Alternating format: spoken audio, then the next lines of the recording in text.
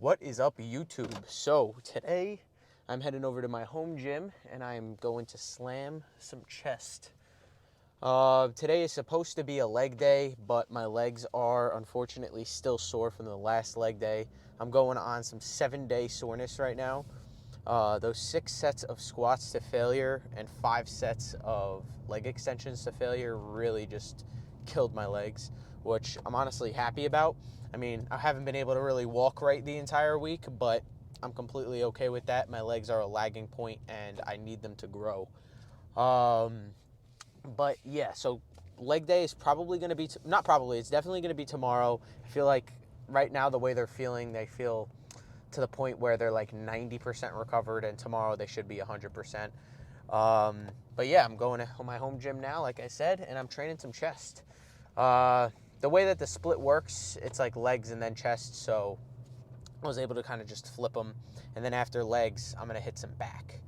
I am going to Florida in a couple days, so I'm going to be having to train at Planet Fitness while I'm down there, which I'm completely fine with. Planet Fitness has fueled plenty of great workouts, so I'm definitely not upset about that.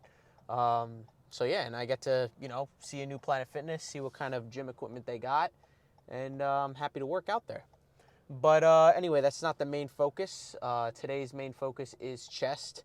I'm probably going to start off with some incline barbell today for at least 3 to 4 sets. My whole mindset on the first movement is like the first movement's obviously going to feel the best, or at least should feel the best. And if you're really connecting to the muscle on that first movement, a lot of the times I feel like people just fall into the mindset of, oh, I'm only going to do 3 sets of 12. That's not really how your muscles work. Your muscles don't know 3 sets of 12. It knows how much stress it's being put under. So if you're at the 3rd set and it's still feeling phenomenal, don't stop. Keep going more and more, like keep pushing it to like maybe 5, 6 sets, if it's feeling that good. So again, I'm saying around 3 to 4 sets on incline barbell right now, when in reality it could feel really good and I do more. Or on the other hand, which I don't want this to happen, it could feel really bad and then I stop sooner. So again, I really just, from all my workouts, I go by feel. If something's feeling good, why am I going to stop? But I have this whole entire thing of pre to drink still, and my home gym is not far from my house at all, so I got to start drinking it.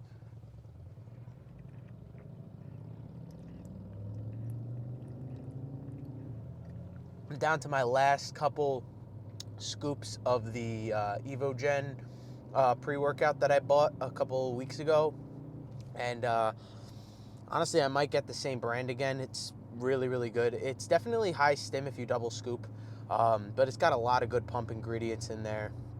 And the beta-alanine's a little low. I see this new pre kind of floating around the market. It's by Bucked Up. It's got like 6 grams of beta-alanine in there, which is freaking insane. So I might have to pick that up. I actually like the beta-alanine kind of like itch that you get. It doesn't necessarily wake me up, but it makes me want to like move, because if I don't move, I'm going to be like wanting to rip my face off because of the itches. But yeah, no, I like it. It always kind of gets me in the mood to go to the gym. But yeah, this pre is pretty good, even though it is a little underdosed with the beta-alanine, but that's completely fine. But I am rolling up to the gym now. After some incline barbell, though, I'm probably going to go into some incline dumbbell. The last time I did incline dumbbell, I only went up to the 60s, and I just went super duper slow and controlled, and they felt phenomenal. And probably going to do those again. They just felt really nice. Again, I feel like the first movement that you do can definitely be your heavier movement, where I made an analogy the other day where your first movement can almost act as like you're trying to break into a fortress. Now, bear with me while I explain this, but have you ever seen those like cop movies or something? Not even a fortress, but like you ever see those like cop movies where they're trying to break into somebody's house? Like, I don't know why, but they're just trying to get into somebody's house and they use that big like log looking thing and they like slam down the door. Like, I almost think of the heavy movement like that, where they're just slamming down the door. You're breaking down those fibers with a heavy movement, and then all the troops start flooding in once the door is broken. And in a bodybuilding context or a weightlifting context, you know, those big bangs with that like heavy log that the police are breaking in is like your compound heavy movement. And then all the troops flooding in are all those light, slow and controlled high volume sets after that just flood the muscle or the house with blood or people. You know what I mean? I don't know. I don't know if that makes any sense or not, but that's how I like to think about working out in like a heavier, like when you start heavier and then you go more light and slow and controlled after. So I hope I don't sound crazy for saying that, but that's how I always thought about it. But yeah, so the order of the workout's gonna be incline barbell, incline dumbbell, and then probably just a bunch of flies after. I'm probably not gonna do many dips for chest today. I've been wanting to try to, but just that really like deep stretch that you get in a body weight dip, it was kind of starting to irritate my chest a little bit. So I'm probably gonna stay away from those, and probably just do some other sort of decline movement, maybe a flat chest press or something. We'll see. But again, anything could change when I get in the gym. You know, I could be warming up and maybe want to do some flat bench today. So you never know. But that's how I'm thinking the workout's going to go and pan out right now. But I guess we'll see what happens when I get in there. So I'll see you all for the first work set of chest. Peace out. All right, what's going on, everybody? So I'm starting off my chest workout with some flat barbell today. When I got to the gym, the incline barbell machine and incline Smith were all taken, so I decided to just do some flat barbell to start off my chest workout today. As you can see, I have my feet up on the bench, and the reasoning for this is to really just put all that tension on my chest rather than using any of my legs to push up the weight. Again, there's a whole thing about leg drive and how it could make you stronger, but in a bodybuilding context, I'm really not trying to go for strength. I'm really just trying to pump up my chest and really put all the tension on my chest. For the last couple reps, though, I do put my feet down just to kind of squeeze a few past failure without really falling off the bench, because your stability is definitely hindered when your feet are up on the bench, but the chest activation is much better. For the second work set right here, this was also the pump set. I did put my feet on the ground just to stabilize the movement a little bit more, but even with my feet on the ground, my chest still got a great burn from this. The reason why I'm calling this a pump set is because after 225, I drop it instantly to 135 and just did as many partials past failure. This was a great drop set, felt really, really nice. And when you see me do the partials in a few moments, you'll see that I don't even really lock out the weight fully. And the reasoning for that is to not really take tension off the chest. I'm kind of just putting and moving the weight in the middle of the movement. That way my chest is activated the entire time.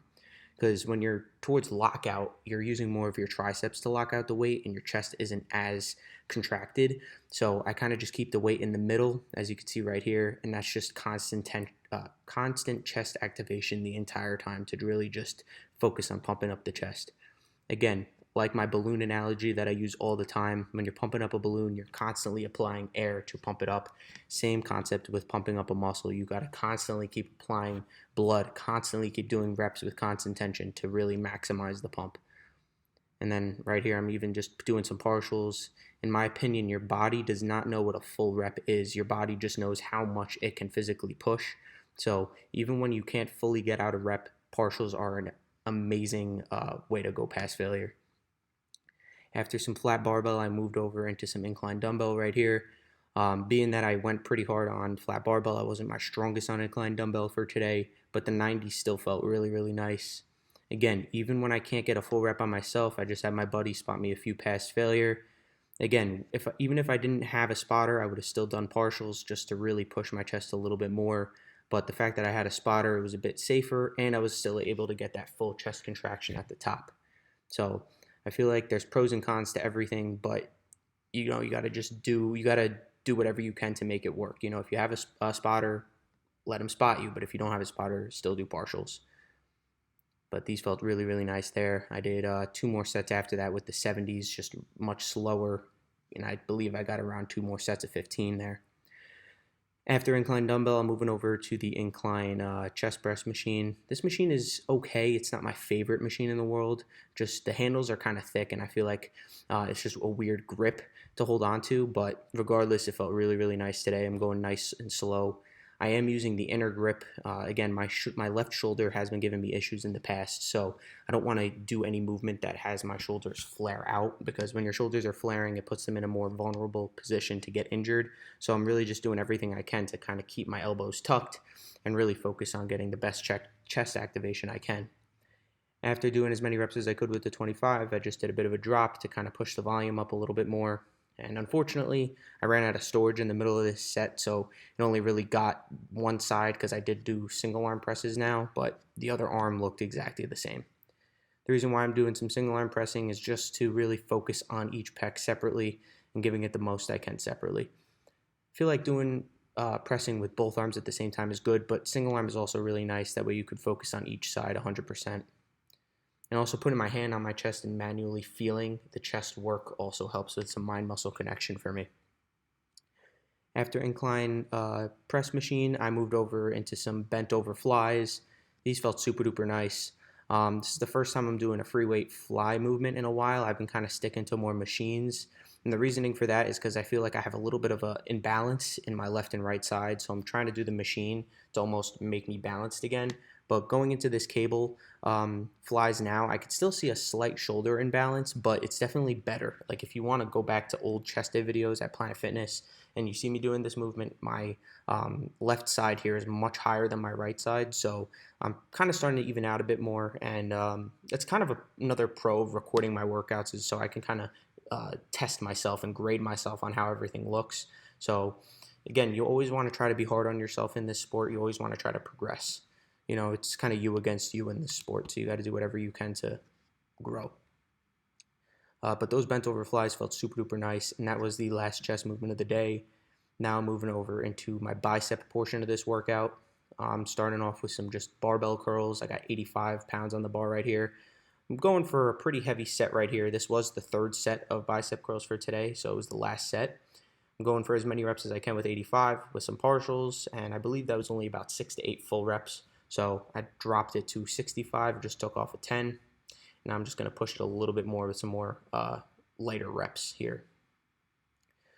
In terms of easy bar over straight bar for curls, I don't prefer one over the other. I think easy bar feels a little nicer on your wrists, but in terms of bicep activation, they both feel really, really nice. And I was doing easy bar for the past couple weeks, so I thought to switch it up a little bit. And I know Kevin Levrone always did straight bar for his curls, so and he had some pretty big arms, so I'm trying to copy that and maybe see if I can get the same type of result.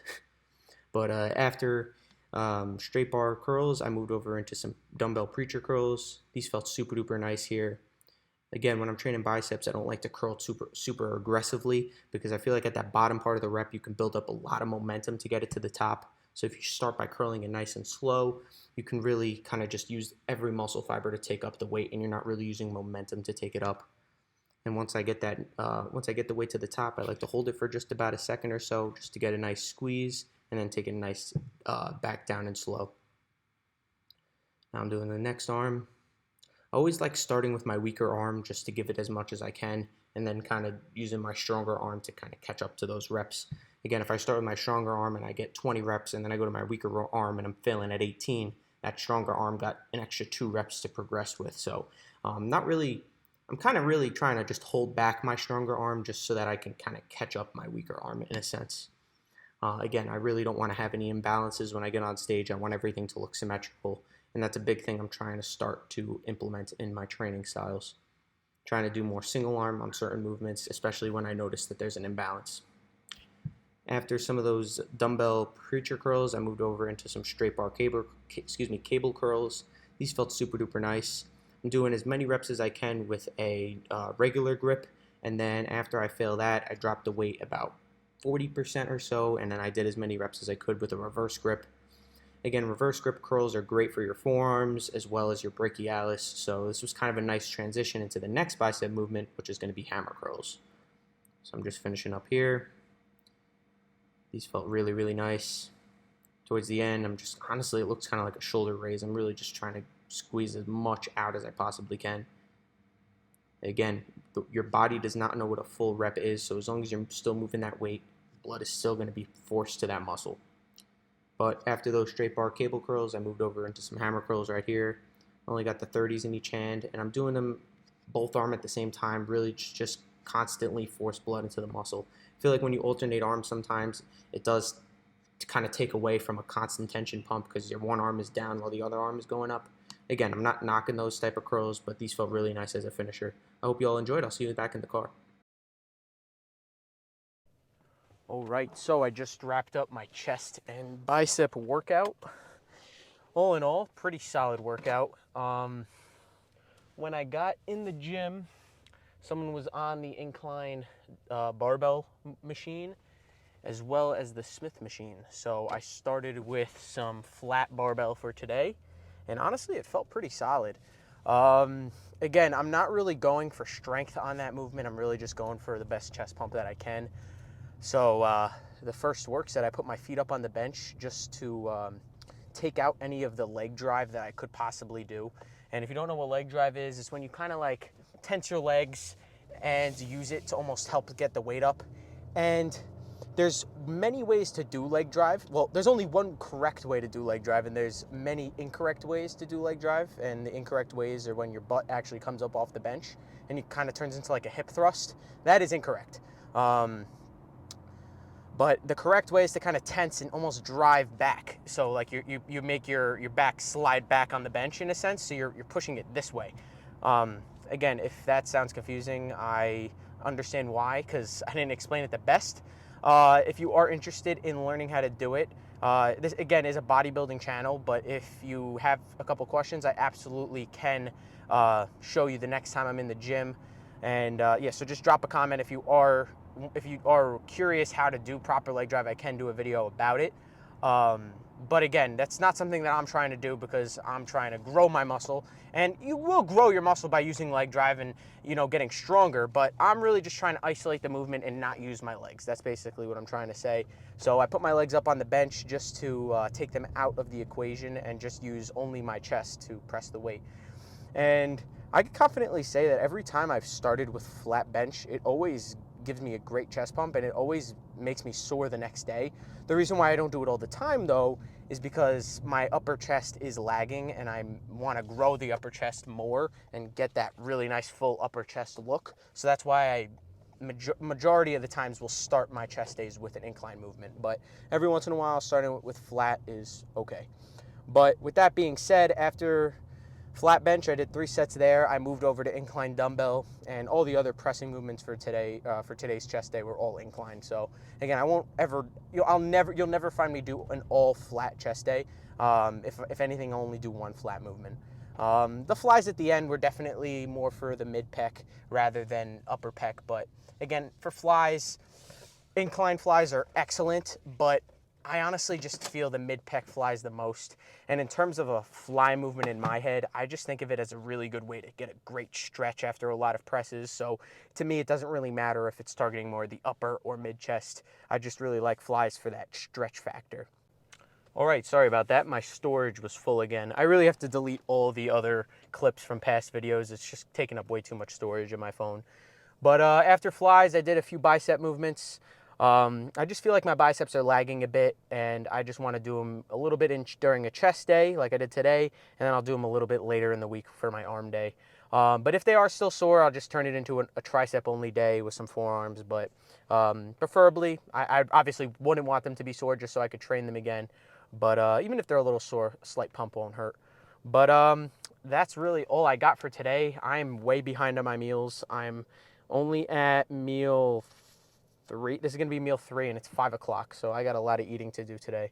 But I hope you all enjoyed, and I will see you tomorrow for legs. Peace out.